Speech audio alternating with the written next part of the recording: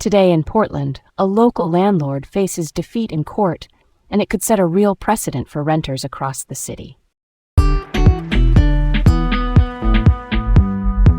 I'm Leah. And I'm Garrett. Welcome to Laid Back Local, the news of the day with Leah and Garrett, coming to you from Portland, Oregon. First up, a Portland renter named Jonah Spring just won a lawsuit against his landlord over unfair rent increases and repair charges. The case, reported July 21st, ended with Jonah being awarded $32,000, and it could influence how similar cases are judged in the future. It's not automatic law, but it adds weight. The backstory is simple but important. According to filings, the landlord tried to pass on costs in a way the court found wasn't fair or lawful. Jonah took a big risk. If he lost, legal fees could have been massive, well over $100,000. Instead, the judge sided with him. For renters, the takeaway is to document everything: dates, notices, communications, repair requests. If something feels off, you can challenge it.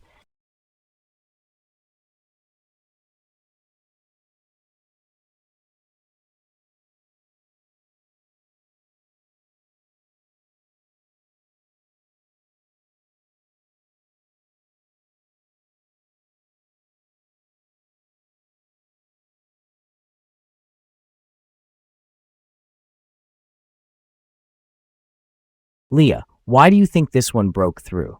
Like, why this case and not the dozens we never hear about? Honestly, the facts were clear, the paper trail was strong, and the stakes were high enough to get attention. Timing matters too. Portland has been watching renter protections closely for years. When a case lines up cleanly with the rules, a judge can draw a bright line, and that's where it gets powerful for everyone else. All right, let's roll on. Next up, Portland set a Guinness World Record for the largest e-bike ride with 1,060 riders on July 19th. Guinness World Records is the group that verifies record attempts globally. This ride was part of Biketown's 10-year anniversary. That's the city's orange bike share program you see docked around town. Here's why it matters. E-bikes lower the barrier to riding for more people. Hills, longer distances, hauling groceries, all become easier, which means more short trips done without cars.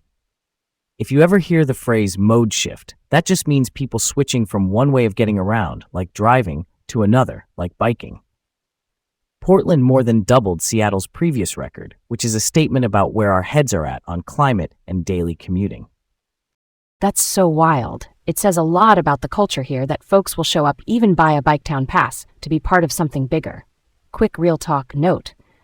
E-bikes help older riders and people with injuries stay active, so it's not just trendy, it's practical and inclusive for our streets.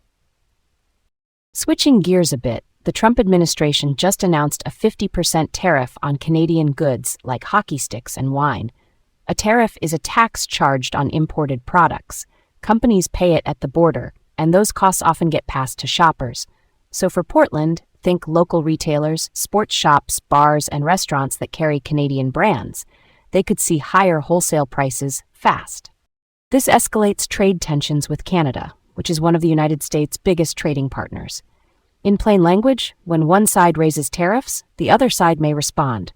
That back and forth can mean higher prices and uncertainty for small businesses trying to plan orders or set menus.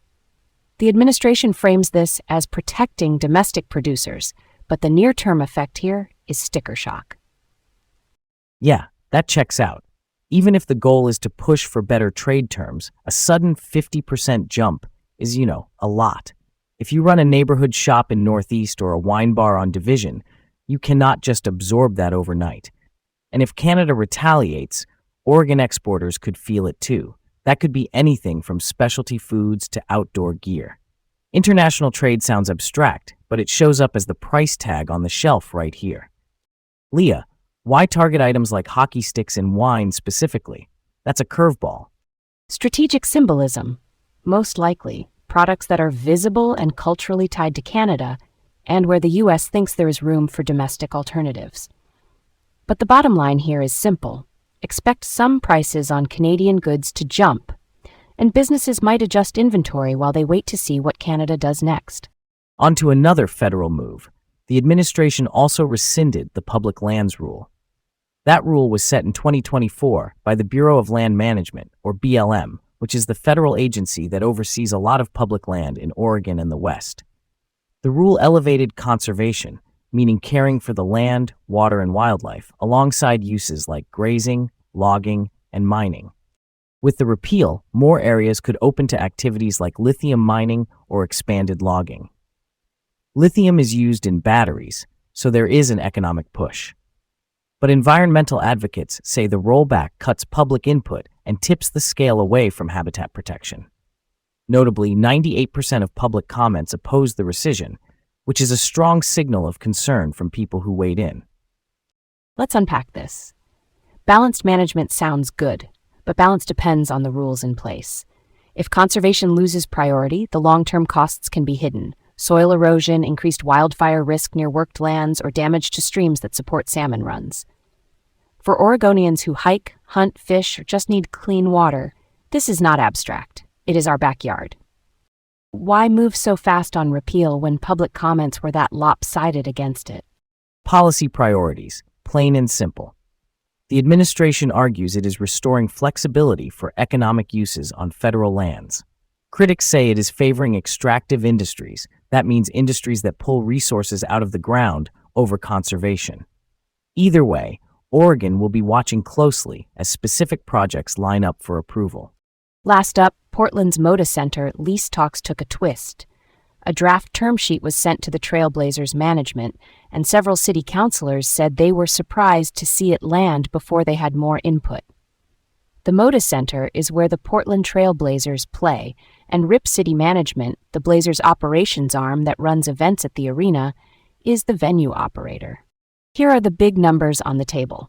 The city's contribution could be up to $120 million for renovations. Rip City Management would pay $3 million annually, and the team would commit to 20 years in Portland.